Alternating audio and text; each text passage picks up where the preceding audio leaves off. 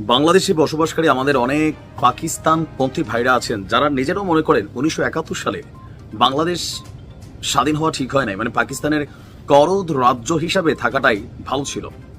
আবার 1971 সালে বাংলাদেশের স্বাধীনতা যুদ্ধে ভারতের যে অবস্থান ছিল, নিঃসন্দেহে আমরা এটার জন্য কৃতজ্ঞ। তবে এই কৃতজ্ঞতার মানে এই না যে ভারত আমাদের উপর এখন পর্যন্ত আধিপত্যের ছড়িয়ে ঘুরাবে বা আমাদেরকে তারা ওই যে দয়া দাক্ষিণ্যমূলক কথাবার্তা বা শাসনমূলক কথাবার্তা বা বাংলাদেশকে তারা কন্ট্রোল করতে চাইবে, এটাও বাংলাদেশের মানুষ মেনে নেয় না।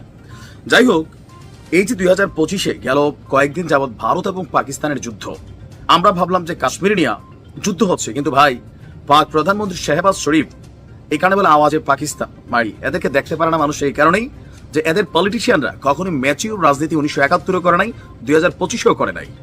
যুদ্ধ করতেছে পাকিস্তান, ভারত, কেনিয়া, কাশ্মীর নিয়ে, সন্ত্রাসী হামলা নিয়ে একদল আরেকদলের উপরে টেকাটুকি করতেছে, কিন্তু এখন মাঝখানে এনে ঢুকাই দিছে 1971। ভারতের বিরুদ্ধে সাম্প্রতিক পাল্টা হামলা চালিয়ে কয়েক ঘন্টার মধ্যে ভারতের বিরুদ্ধে যে অ্যাকশন দেখিয়েছে পাকিস্তান, এর মাধ্যমে বেসিক্যালি 1971 সালে ভারত বাংলাদেশের পক্ষ হয়ে পাকিস্তানকে যেভাবে লেটাইছিল সেইটার নাকি প্রতিশোধ নিয়েছে পাকিস্তান। আসসালামু আলাইকুম প্রিয় দর্শক, কেমন আছেন সকলে? আশা করি সকলে ভালো আছেন। ইতিমধ্যে মোটামুটি বিশ্বযুদ্ধ নিয়ে বেশ তোলপাড় সারা বিশ্ব, যার মধ্য থেকে পাকিস্তান, ভারত এই বিষয়টি বাংলাদেশে বেশ তোলপাড় সৃষ্টি করেছে। আর সেই বিষয়টাকে নিয়েই নাইমুল্লি স্যার বেশ কিছু গুরুত্বপূর্ণ ইঙ্গিতকে প্রকাশ করলো। আর ইতিমধ্যে পাকিস্তান এভাবে কিছু মন্তব্য করলো, আমরা ভারতের বিরুদ্ধে 1971 এর যুদ্ধের প্রতিশোধ নিয়েছি। শাহবাজ শরীফ, ভারতের বিরুদ্ধে পাকিস্তানের প্রধানমন্ত্রী শাহবাজ শরীফ অপারেশন বুনিয়া নূর মারশুসের সাফল্যের একটি ঐতিহাসিক মুহূর্ত হিসেবে ঘোষণা করেছে।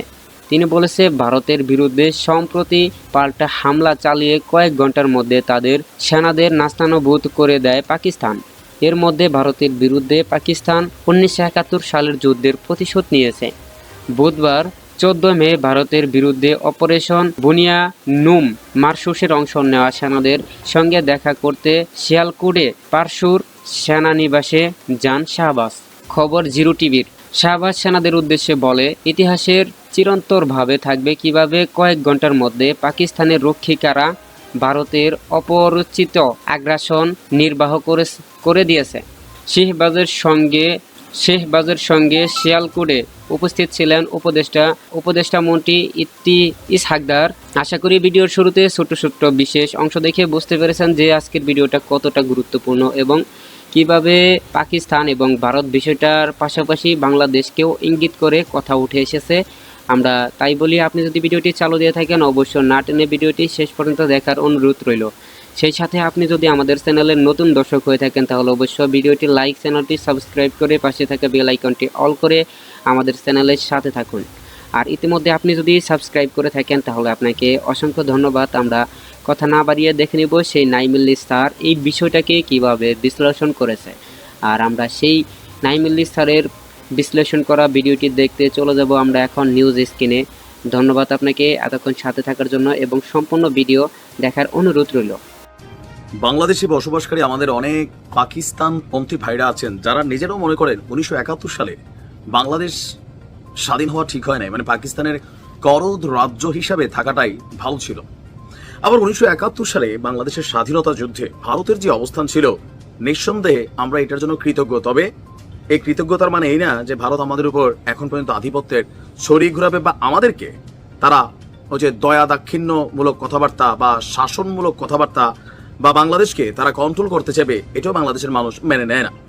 যাই হোক, এই যে 2025-এ গেল কয়েকদিন যাবৎ ভারত এবং পাকিস্তানের যুদ্ধ, আমরা ভাবলাম যে কাশ্মীর নিয়ে যুদ্ধ হচ্ছে, কিন্তু ভাই পাক প্রধানমন্ত্রী শাহবাজ শরীফ এখানে বলে আওয়াজে পাকিস্তান মারি, এদেরকে দেখতে পারে না মানুষ এই কারণেই যে এদের পলিটিশিয়ানরা কখনোই ম্যাচিউর রাজনীতি 1971-এ করে নাই, 2025-এও করে নাই।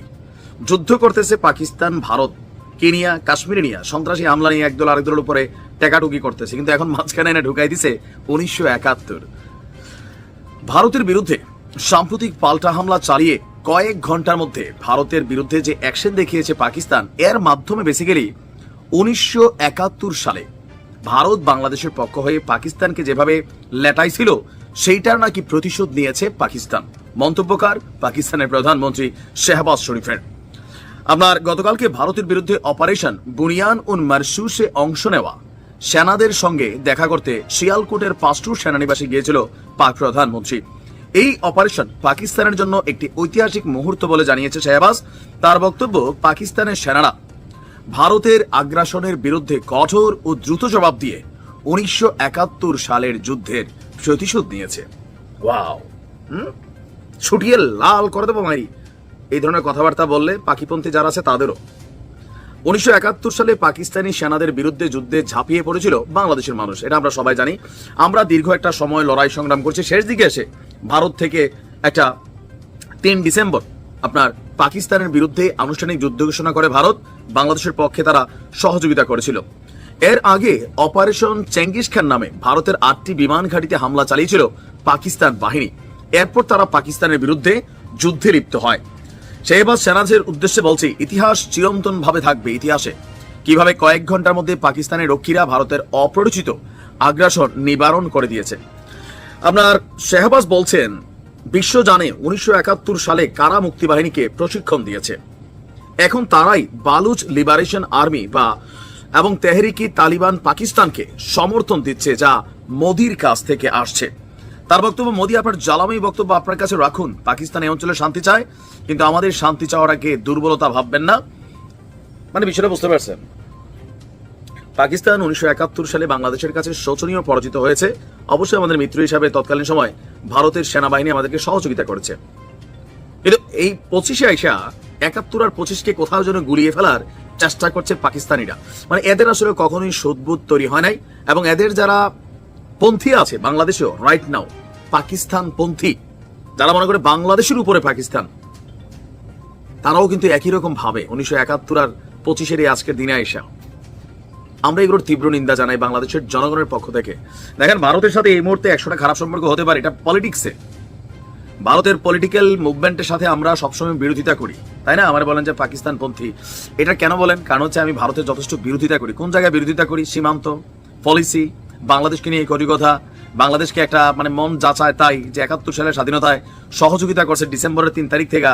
এর আগে আমাদেরকে ট্রেনিং দিছে, ফাইন, সেটা আলাদা, সেগুলোর জন্য কৃতজ্ঞতা। কিন্তু ওই যে এরপরে বিভিন্ন রকম ওই পুরান জিনিস বেচা চিপা বাংলাদেশকে রস বের করা, এগুলো তো আমরা বরাবরই কঠোর সমালোচনা করি, যার কারণে আপনার কাছে মনে হয় পাকিস্তান পন্থী, বাট নেভার। আমরা বাংলাদেশ পন্থী। আমাদের যখন যেই দেশ আমাদের ভালো মনে হবে আমরা তার প্রশংসা করব, যখন খারাপ মনে হবে সমালোচনা করব। ভালোটা ভালো, খারাপটা খারাপ। ভাই, আমরা পাকিস্তানের ক্রিকেটারদের ভালোবাসি, ভারতের ক্রিকেটারদের খেলা দেখি। খেলা যখন ভারত পাকিস্তান হয় তখন বাংলাদেশের অবস্থান অনেক সময় পাকিস্তানে থাকে, আবার ভারতের পক্ষেও থাকে। গান আমরা শুনি, সিনেমা ভারতের দেখি, পাকিস্তানে ততটা দেখি না। এগুলো হচ্ছে আলাদা পয়েন্ট অফ ভিউ। কিন্তু দেশপ্রেমের জায়গা আসলে সবার আগে বাংলাদেশ, আর বাংলাদেশের স্বাধীনতা নিয়ে যারাই যখন কথা বলবে আমরা লড়াই করে যাব। ভালো থাকুন, আসসালামু আলাইকুম। আমি আশা করি আজকের ভিডিওটি আপনি খুবই গুরুত্বপূর্ণ এবং মনোযোগ সহকারে দেখছেন। আজকের ভিডিওটি সম্পর্কে আপনার যদি কোনো মতামত বা প্রশ্ন থাকে তাহলে অবশ্যই কমেন্ট করে জানাতে বলবেন না। আর ইতিমধ্যে আমরা বেশ কিছু উত্তেজিত মুহূর্ত আমরা বিভিন্ন সংবাদ মাধ্যমে খুঁজে পেয়েছি, আর অনেক সংবাদ মাধ্যম আমরা শুনেছি। ইতিমধ্যে এই ভিডিওটি সম্পর্কে আপনার যদি কোনো মতামত বা প্রশ্ন থাকে তাহলে অবশ্যই কমেন্ট করে জানাতে ভুলবেন না। আজকের ভিডিওটি আমরা এখানেই শেষ করতে যাচ্ছি। দেখা হবে পরবর্তী লেটেস্ট আপডেট নিউজের সঙ্গে। প্রত্যেকবার যদি লেটেস্ট আপডেট নিউজ সবার আগে শুনতে চান, জানতে চান, তাহলে অবশ্যই আমাদের নিউজ গেট চ্যানেলটির সঙ্গে থাকুন এবং সাবস্ক্রাইব করে সাথে থাকুন। আজকে এ পর্যন্তই। দেখা হবে পরবর্তী লেটেস্ট আপডেট নিউজের সঙ্গে। এতক্ষণ সাথে থাকার জন্য আপনাকে অসংখ্য ধন্যবাদ। আমরা আজকের ভিডিওটি এখানেই শেষ করছি। বাই বাই, আল্লাহ হাফেজ। দেখা হবে পরবর্তী লেটেস্ট আপডেট নিউজের সঙ্গে।